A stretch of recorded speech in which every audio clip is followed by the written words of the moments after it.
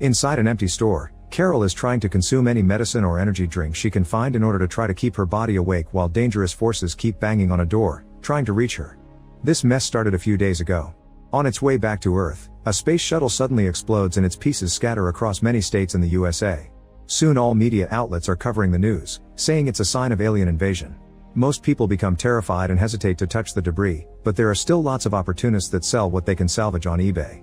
Tucker, head of the Center for Disease Control, arrives at one of the crash sites for inspection and learns that a piece of debris is laced with a mysterious organism that has the ability to withstand enormous levels of radiation. The organism can also multiply at a rapid rate, implying that it is from another planet. On his way out, Tucker accidentally touches a small piece of debris and receives a cut on his finger, but he doesn't think much of it and leaves. Later that evening, Tucker goes home, only to find his dog growling at him before ignoring him for no reason. When he goes to bed, Tucker's body starts sweating profusely and experiences an intense cellular condensation on the face, as if something has taken over him. Meanwhile, Tucker's ex-wife Carol hears her son Oliver screaming because of a nightmare. She immediately rushes to his room to wake him up and stays with him to comfort him for the rest of the night. The next morning, Carol gets a call from Tucker asking to see his son, which is not normal for him. Carol says no and hangs up. Afterward, Carol drops Oliver at school and goes to her office, where she works as a psychiatrist. On her way there, she runs into her best friend Ben, who offers to give her a ride. Ben is a doctor, and he shares with Carol the fact that the government is hiding something serious from them, as all the researchers on the crash site have resigned. Carol is in no mood for politics and complains about Tucker instead, commenting on how he has been acting very strange lately and how he suddenly wants to see their son after being away for 4 years. As soon as she makes it to her office, Carol sees her first patient Wendy, who shares that her husband has been acting very weird lately. A few days ago, he came to their home and the dog, who usually is a good boy, started growling at him for no reason, and her husband just killed the poor creature without showing any emotion. Carol immediately realizes that something is wrong, but for now, she just prescribes a new medicine for Wendy. In the evening, Carol and her neighbor take their children out for trick-or-treating. When they approach certain house, the family dog starts barking like crazy, and the owner swears it's a good pet the rest of the time. The group tries to leave, but suddenly the dog lunges toward one of the boys and tackles him to the ground. The boy doesn't seem bothered though. In fact, he squeezes the dog's mouth with his bare hands until the owner comes to take the dog away. It's revealed the boy is wounded, but he still keeps a poker face. Afterward, the group goes to Carol's home, and while the boys share the candy, the neighbor shares that her son has been acting very strange the last few days, almost as if he has lost his emotions. Suddenly, Oliver starts screaming from another room, and when Carol rushes to him, she finds a strange piece of flesh coming out of his hand that he got from the candy. The next morning, Carol sees a terrified woman running through the streets but ignores her. She takes the strange flesh to Ben, who shares it with his scientist friend Steven. He promises to take a look, but the testing will take a while. Meanwhile, a mysterious virus has started to spread through the country, causing lots of death every day, but nobody knows the cause. Soon an emergency meeting is held in the capital, and Tucker explains that the new virus is spreading at an unprecedented rate, so if they don't do anything about it, the country will go into recession. When some researchers ask about a possible solution, Tucker says that the only way to stop the spread is by conducting an inoculation program. Meanwhile, many infected waiters throw up right into the tea that they are going to serve to the guests. After leaving the hospital, Carol notices a homeless guy having a seizure on the streets, but unlike the terrified woman, he's being helped. When she makes it to her office, Carol is shocked to find Wendy's husband there, and he refuses to leave until he sees his wife. He also never shows any emotion as he speaks. Carol calls Wendy to warn her and saves her from entering the building, so Wendy takes a taxi to stay with her sister instead. Later that night, Carol reluctantly decides to let Oliver spend time with Tucker since it's as right as the father. On their way to Tucker's house, a terrified woman suddenly appears in the middle of the road. Luckily, Carol hits the brakes just in time. The woman desperately asks for help as she insists that something terrible will happen soon, but before she can add more details, a car suddenly runs her over.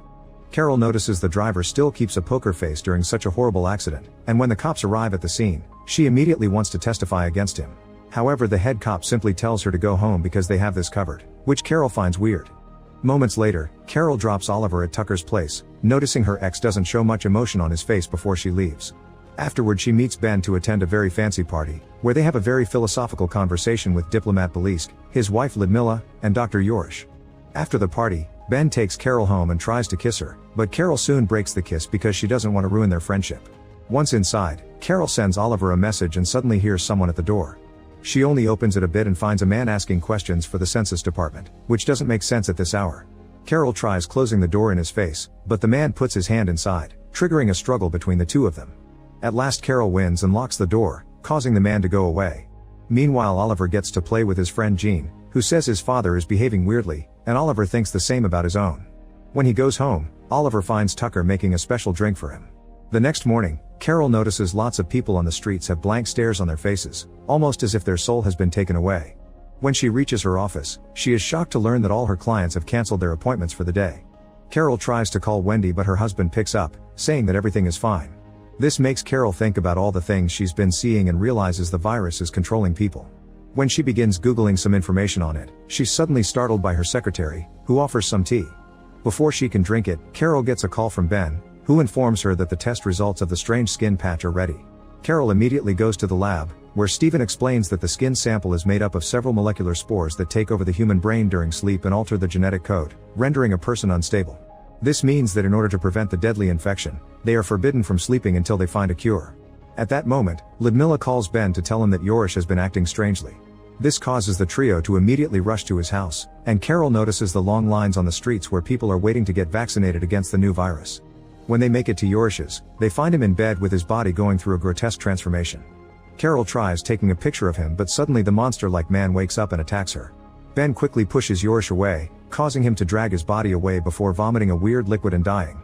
Afterward, Carol is too worried about her son possibly being exposed to this mess and rushes to Tucker's house to pick up Oliver. When she arrives, she finds Tucker in a meeting with his associates and immediately asks about her son. Tucker says that Oliver is playing at Jean's, but Carol doesn't believe him and starts looking for Oliver around the house. At that moment, the men from the meeting surround Carol, who gets scared and tries to run, but Tucker quickly tackles her to the ground and infects her with his saliva. Fortunately, Carol manages to push him away and runs through the back door to escape. She tries asking the neighbors for help, but they're infected as well.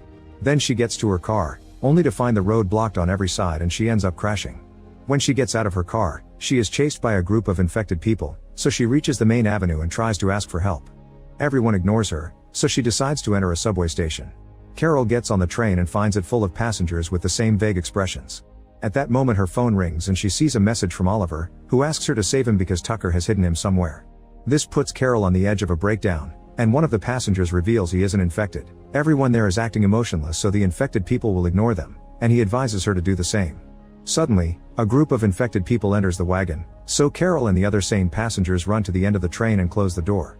The infected ones press the emergency button to make the train stop before breaking down the door to start infecting the passengers, so Carol opens the back door and jumps off the wagon, escaping by running through the tunnel until she reaches the locker room of a station.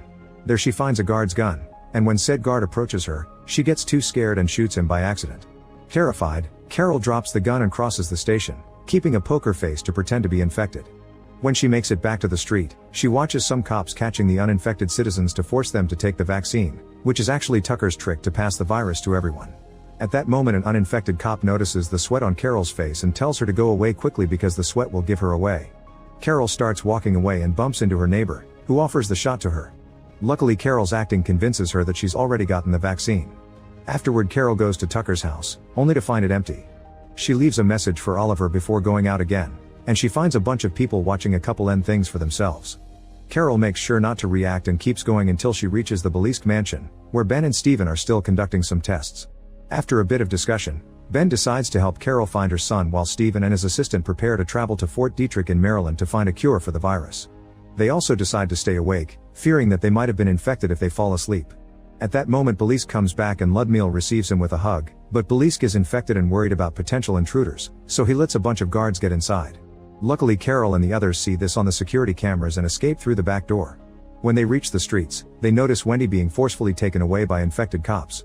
She tries fighting against them, yelling that she slept yet she was still okay, but the cops knock her out anyway. After the group splits, Carol and Ben chat about Wendy's words and deduce that Wendy has somehow developed an immunity to the virus. Then the duo finds a dead cop on the ground, so they steal his car and go to Carol's office, where they begin searching through Wendy's medical profile. Ben finds out that Wendy was suffering from a brain illness called encephalitis, and that's why she's immune. The virus only tends to attack healthy brains so that it can feed and multiply its number. Ben calls Stephen at the lab to give him this new information while Carol gets another text from Oliver mentioning that he's being held at his grandmother's home in Baltimore. Scared, Carol confesses to Ben that she has already been infected with the virus, but Ben promises that everything will be alright. Afterward, Ben drives like a maniac to the city, crossing blocked roads until he has no choice but to let Carol go so the police will chase him instead. Carol continues on foot, and when a cop stops her, she presents her ID with a poker face and is allowed to leave. Eventually Carol reaches the station and boards the train to Baltimore, where she hides in the bathroom. The lack of sleep is starting to take its toll on her and she starts having visions, like seeing a second self in the mirror that wants to attack her. She wakes up just in time, and after washing away a piece of that strange flesh, she opens the door to find Gene, who explains he lost his family and now he's part of hers.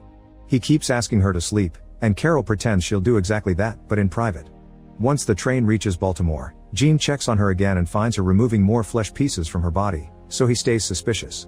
Tucker comes to escort Carol and Gene to his mother's place, believing Carol's emotionless act. Oliver isn't around, but Carol continues to act around the family, and when she gets a call from Ben, she talks in code pretending it's her secretary. When Tucker finally leaves for work, Carol uses the opportunity to search the house and finally finds Oliver in a room. The two of them hesitate at first, but once Carol says a couple of emotional words to confirm she's fine, they reunite with a hug. Oliver mentions that he's been sleeping every day but still hasn't transformed, and Carol realizes the medications for his sleeping disorder have made him immune. Suddenly Gene catches them red-handed, but Carol easily pushes him away and rushes out with her son. On their way out, Tucker sees them through the window and immediately goes after them, starting a chase through the streets. Oliver finds a broken window in an abandoned warehouse and they hide there, but Tucker comes inside too. While he monologues like a bad villain, Carol tries to sneak to the door, but Tucker catches her from behind and tries to knock her out. Oliver cuts in and hits his dad with a metal tool, so Tucker captures him instead. This gives Carol the chance to hit him on the head and knock him out, allowing them to escape. Afterward, Carol and Oliver hide inside an empty department store. Carol searches the medicine section and finds an injection, which she shows to Oliver as she explains she wants him to inject her heart with it if she ever falls asleep. Then they go looking for some food and Carol gets a call from Ben, who learns about their location and promises to pick them up soon. While his mother's busy on the call, Oliver slowly approaches a door with blood splattered nearby, but luckily Carol stops him before he can open it. Instead, she goes inside herself and finds multiple people on the ground going through the transformation. The group includes a cop, so Carol very carefully comes closer to take his gun before rushing outside and locking the door, telling Oliver to stay away from it. Hours start to pass while they wait for Ben, and while Oliver sleeps, Carol desperately searches for anything she can use to stay awake, going back to the beginning of the story. Unfortunately, this isn't enough and Carol falls asleep anyway. Eventually, the infected people inside the room wake up and begin hitting the door as they try to get out. The noise wakes Oliver up and he discovers her mother has fallen asleep, so he immediately injects her with the syringe, which wakes her up and cancels the transformation just in time. Then Carol washes the weird flesh off her face and leaves the bathroom to discover Ben has finally arrived. She rushes to hug him, only to realize he's been infected too. Carol backs away as Ben invites Carol to join the new society that will have no crime, hate, or discrimination. A terrified Carol points her gun at him, but Ben still opens the door and lets out all of the other infected people before mentioning that they hate immunity as he points at Oliver. The group tries to capture the child, so Carol begins shooting quickly, killing them one by one. However, she can't bring herself to kill Ben, so she just shoots him in the leg and runs away with Oliver. Outside, they take Ben's car to escape. While Carol drives like crazy, she gets a call from Steven, who gives her an address where a helicopter will be waiting for them. When she reaches the main street, she finds herself surrounded by cars and she crashes, causing her to lose consciousness. Lots of infected people now surround the car and Oliver locks the doors before shaking Carol until she wakes up. A man manages to break a window, but before he can infect them, Carol speeds up and pushes the people away to escape. There are still a few crazy ones hanging on the roof of the car, so Carol drives like a maniac and hits things on purpose to make them fall. There are also police cars hitting hers until they make her crash, sending the last few attackers flying against a shop window. Luckily, the car is fine and Carol keeps driving while getting directions from Steven through the phone. An affected man throws a Molotov bomb at her car, but Carol still drives with the vehicle on fire, not stopping until they make it to the parking lot of the right building. The car crashes against a pillar, so Carol and Oliver go out and run to the elevator, where they're almost reached by the enemy. They hit them and push them away, allowing for the doors to close. The duo finally makes it to the roof, where Steven and his army buddies rescue them in a helicopter. Sometime later, scientists outside the USA have finally created a vaccine, and thanks to it the alien virus has been eradicated from the entire world, allowing life to be normal again. As the main scientist behind the vaccine, Steven explains to the press that the vaccinated people will have no memories of the earlier events. Meanwhile, Carol has adopted Gene and she is now in a relationship with Ben.